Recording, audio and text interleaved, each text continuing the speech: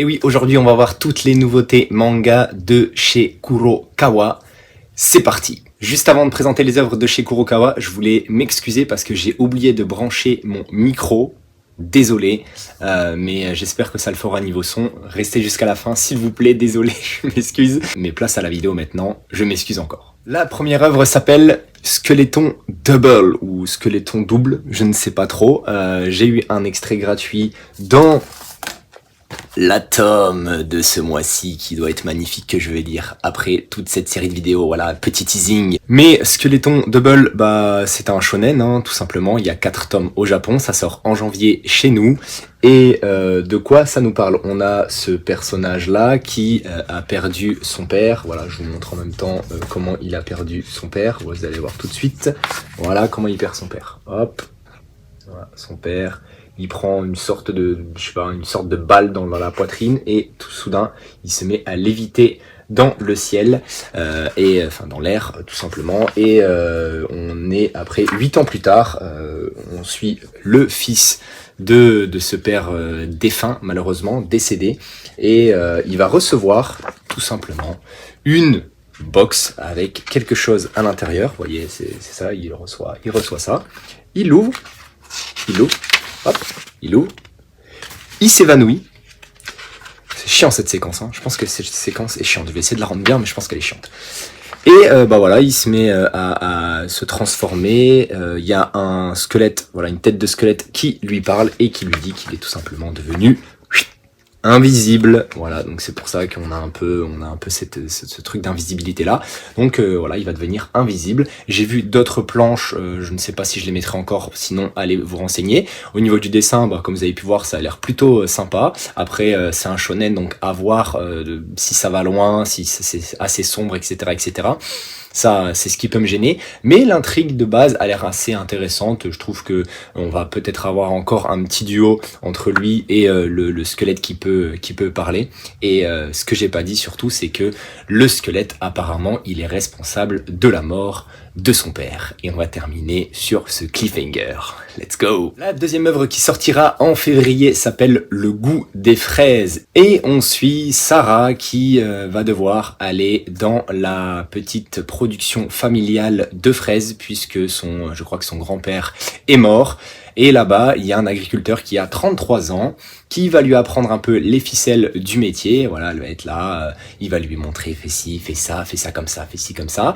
Et bah, petit à petit, qu'est-ce qui va se passer? Vous le voyez venir. Elle va avoir des sentiments pour lui, et lui, il va avoir des sentiments pour elle, sauf que lui, il va pas réussir à dévoiler ses sentiments, sauf que ça a 4 tomes, et c'est terminé. Donc, frérot, qu'est-ce qui se passe? Comment tu vas faire? Ça... Je me pose un peu la question parce que si déjà le premier tome il y arrive pas, le deuxième tome il commence un petit peu, le troisième tome il lui dit et le quatrième il se marie et ils ont des gosses. Bon, c'est assez rapide, hein, mais bon, dans la vie, ça peut aussi être aussi rapide, donc voilà, mais si y a des gens qui ont déjà lu les scans, bah voilà, dites-nous en commentaire si c'est cool.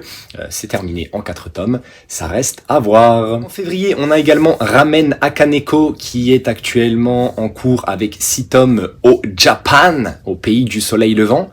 Et ça nous parle de quoi? On est dans un restaurant où tous les mecs qui y travaillent sont des chats. Et il y a une fille qui va rentrer, le propriétaire va lui dire ok, est-ce que t'aimes les chats? Et elle va dire non, moi je préfère les chiens. Et lui il va faire ok, je t'embauche ma grande. Ça c'est un bon point pour pouvoir gérer tous ces chats qui foutent la merde dans mon resto. Après je sais pas s'ils foutent la merde, mais comme c'est comédie tranche de vie, je pense qu'il doit avoir un peu c'est ce petit truc assez drôle. Voilà, donc petite comédie à suivre dans un resto où c'est les chats qui font la cuisine. Voilà, donc peut-être que ça doit être assez marrant.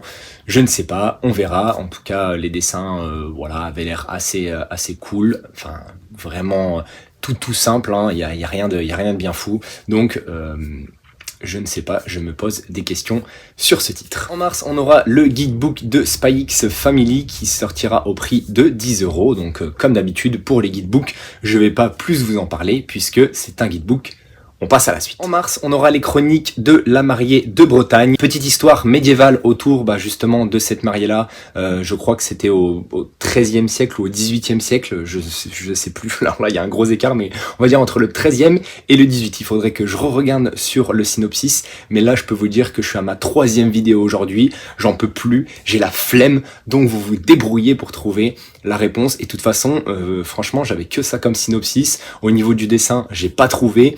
Donc voilà, à part vous dire que c'est un seinen, les chroniques de la mariée de Bretagne, je suis pas sûr que... Voilà, je suis pas vraiment sûr du titre. Après, peut-être bonne surprise, hein. Il faudrait demander à Kurokawa de nous en dire plus, parce que moi, j'ai rien trouvé de plus.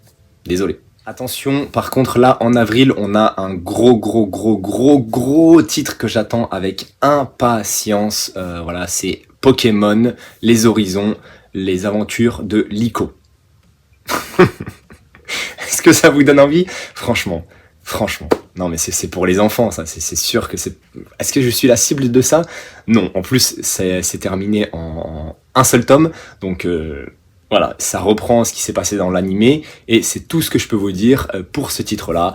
Voilà, donc on va vite passer à la suite, sauf que la suite, c'est déjà le dernier titre annoncé chez Kurokawa pour 2024. On a commencé avec le premier titre chez Kurokawa qui m'intéressait. Là, on va finir aussi sur un titre qui peut également m'intéresser en 6 tomes qui s'appelle She's Beautiful Ladies. Non, c'est She's Beautiful. Je sais pas pourquoi j'ai rajouté Ladies. Ce n'est pas du tout dans le titre. On est dans un centre de recherche qui s'appelle Tanclos, je ne sais pas trop, qui élève que des filles. Et parmi ces filles-là, on en a une qui va s'endormir, et voilà, elle a 10 ans, hein, donc c'est une petite fille, et elle va se réveiller 14 ans plus tard.